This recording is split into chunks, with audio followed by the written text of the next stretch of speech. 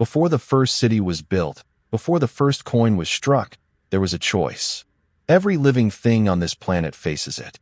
You either dominate your environment, or you are dominated by it. There is no middle ground. The 95% believe they are living in a state of peace. They are wrong. They are living in a state of total, unconditional surrender. Look at your life. Really look at it. You think you're free because you don't have a chain around your neck? 2,000 years ago, a chain was honest. It told you exactly where you stood. Today, the chains are invisible. They are woven into your cellular signals. They are baked into the blue light of your screen. They are whispered to you by people who call themselves your friends, but secretly pray for your failure. You are a digital sharecropper. You wake up and immediately pay rent to a billionaire in Silicon Valley by giving him your first 15 minutes of focus. You trade your life force for a scrolling feed of other people's highlights. You are being harvested. Your outrage is a product. Your attention is the currency, and you are bankrupt. Today, we go back to the darkest pits of Rome to find the man who broke the system.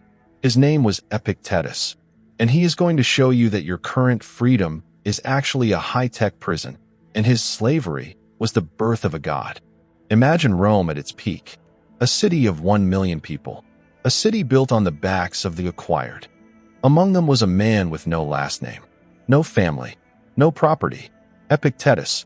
To the Romans, he was an instrumentum vocale, a speaking tool, nothing more. His master, Epictetus, was the ultimate 95%er. He was wealthy, powerful, and close to the Emperor Nero. Yet, he was a slave to his own neurosis. He was terrified of losing favor. He was addicted to luxury. He was a man who had everything but owned nothing.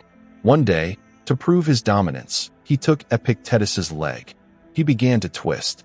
This wasn't a punishment for a crime. It was a display of ownership. Epictetus didn't scream. He didn't beg for mercy. That would be giving his master control over his emotions. Instead, he watched the process as if it were happening to a piece of wood. "You will break it," Epictetus said. Crack. The bone splintered through the skin.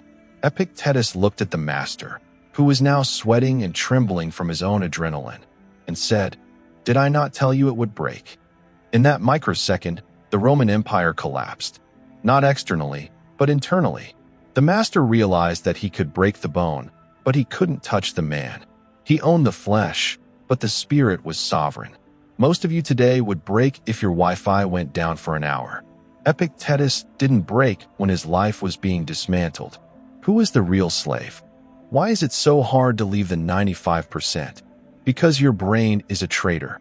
Evolution designed you to seek social approval. In the wild, being cast out of the tribe meant death. The modern world has weaponized this survival instinct. Every notification is a simulated tribe member calling your name. Every like is a hit of dopamine that tells your primitive brain, you are safe, you are loved. But it's a lie. You are being farmed for your neurological responses. The 95% are in a state of constant reactivity. They are like Pavlov's dogs. The bell rings, and they salivate. The headline flashes, and they get angry. The trend changes, and they buy new clothes. They have no internal thermostat. They only have an external thermometer. If the world is hot, they burn. If the world is cold, they freeze. Epictetus saw this 2,000 years ago. He called it the Prohairesis, the faculty of choice. He taught that most people are sleepwalking through their lives, allowing their impressions to dictate their reality. You see a beautiful person, and you instantly feel desire. You see a threat, and you instantly feel fear. You are a biological machine with no operator at the controls. Let's talk about your time debt. Seneca and Epictetus both agreed. You are a billionaire in time, but you are spending it like a beggar. Every time you argue with a stranger online, you are giving them a piece of your life that you will never get back. You are literally dying so that someone else can feel wrong. This is the ultimate form of slavery. You are handing over your most precious asset for a 0% return. The 5%, the architects, treat their attention like a fortress. They realize that attention is the only true currency. Money can be printed, gold can be mined, but the minute you just spent listening to the noise of the world is gone into the void forever. Reclaim your gold. Stop paying interest on a lifestyle you don't even enjoy.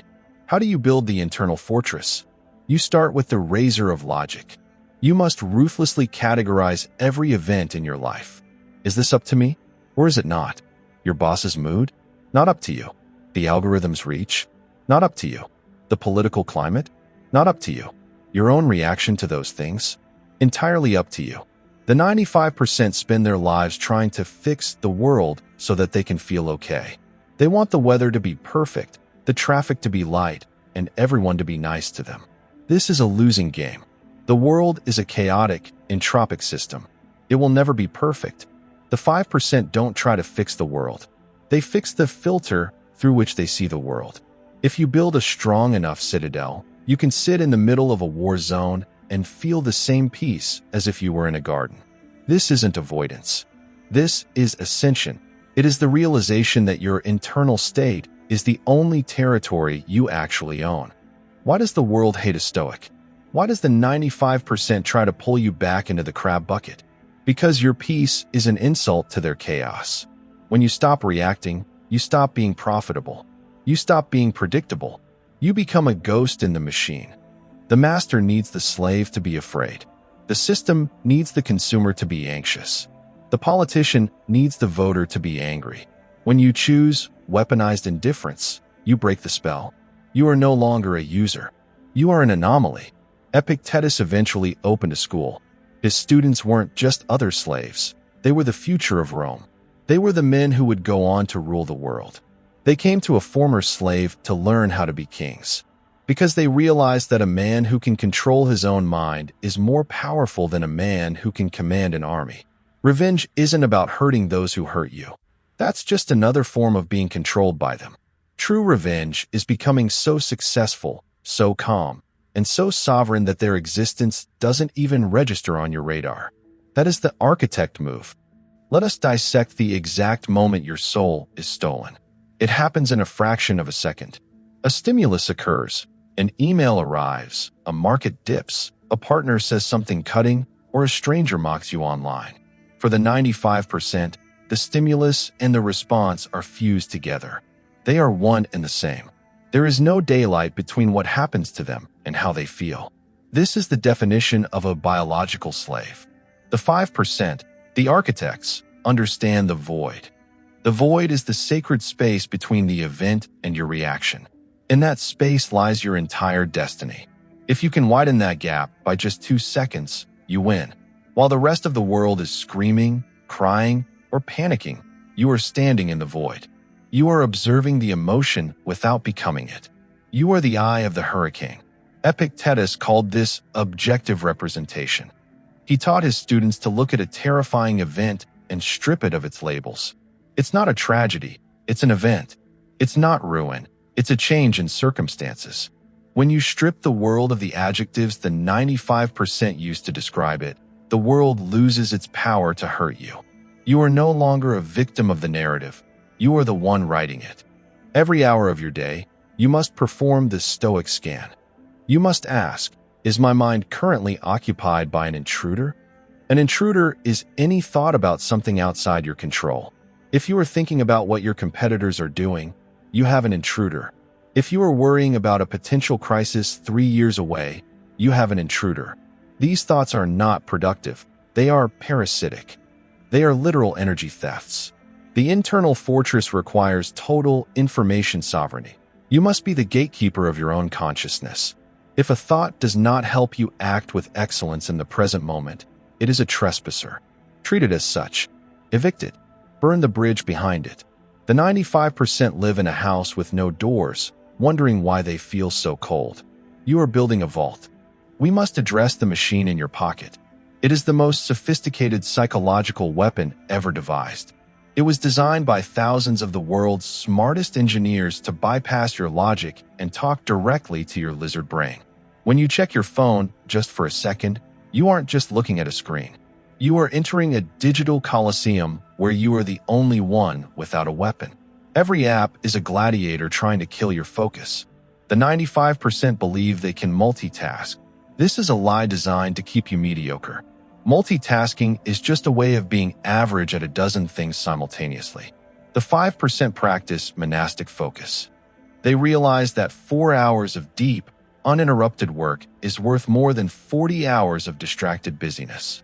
Epictetus lived in a world of marble and noise, but his advice remains the same. If you want to be a master, you must be a student of one thing at a time. On your MacBook, this means closing the 50 tabs. It means turning off the notifications.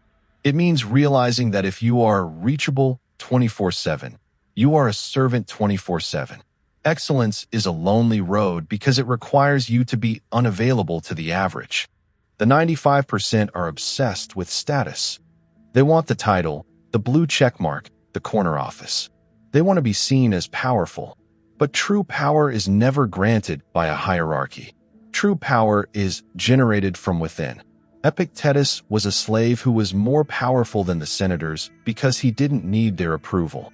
He was status-proof. When you stop playing the game of social comparison, you win by default. You are no longer competing with others. You are competing with your own potential.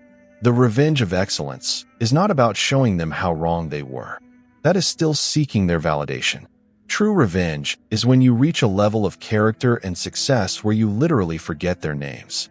You have ascended to a different plane of existence.